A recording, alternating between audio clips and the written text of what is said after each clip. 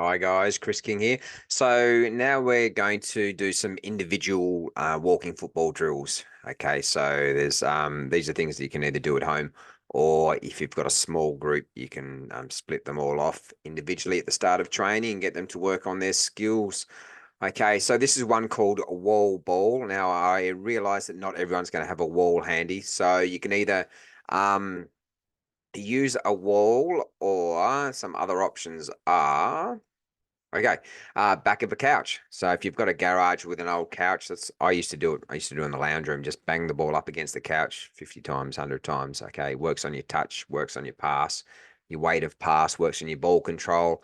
A bench turned on its side, and you can actually buy soccer rebounders off Amazon. So if you've got a bit of money laying around, jump on there and order them. They're pretty handy. You can set them up in the grass, and they're pretty solid. Okay, so what we do here is, so that's all we do. So imagine that's a wall or a bench, and you can work on lots of different things. So we've set that up. Now, all you simply do, pass the ball into the wall, control it as it comes back, and repeat. I know that sounds simple, but that's how every football player starts. If you've got a brother or a friend or a neighbor or whatever, and you can pass the ball back and forth, well and good. But if you really want to get those hours in and get the touches in and improve, you've just got to do it in your own time, whether that's 10 minutes before work, before school, or 10 minutes at lunchtime. Just do it whenever you can. If you've got a job from home, you're working on the computer and you've got a break, just have the football lying around all the time. Jump out into the backyard. Okay. So, like I said, it improves your touch, improves your weight of pass. Okay. And the thing that you can do is count up how many passes before you make a mistake, and then work on set your goals. Okay. So it's always handy to have something in mind. So you might get 10 in a row before you make a mistake. See if you can build it up to 50, whether that's in a week, in a month, anything like that. All right. So we'll just let it play, and we'll give you a few examples of Wally or Gary, whatever his name is here. So he's just passing, coming back. Now he's getting a lot closer. Okay. So when you get closer, you have to react a lot better. You have to be on your toes. It really works on your touch and your control. Now, I should have mentioned you can either, depending on your level, so if you're a novice, take 2 or 3 touches, one to control, one to move the ball, one to pass it.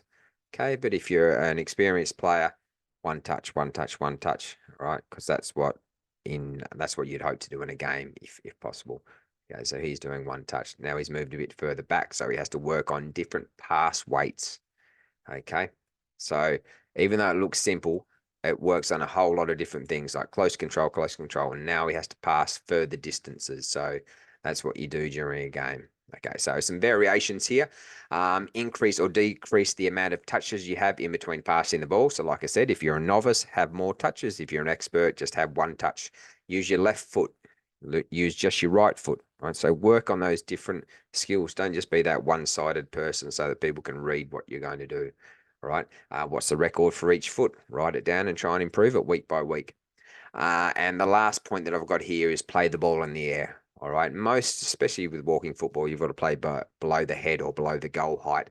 So you're not going to get as many balls as you do in running football in the air, but you've still got to be able to control it with a volley, with your thigh, with your chest. All right. Because people are kicking, it's going to go here, there, and everywhere. So while you've got a wall there, play it in the air. Comes back, you might have to control it with your instep, with your thigh, with your chest.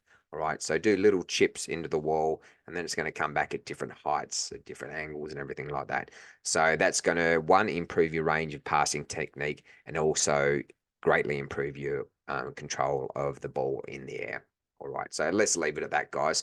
But yeah, like I said, get in the backyard or before training. If you get there 20 minutes early and there's a wall, get those touches in, and you're going to improve. You're going to run past the competition. Okay. As I always mention, there's books over on Amazon. If you need to pick up any copies, just search Chris King Soccer Coach. All right, guys. See you in the next video. If I can stop this.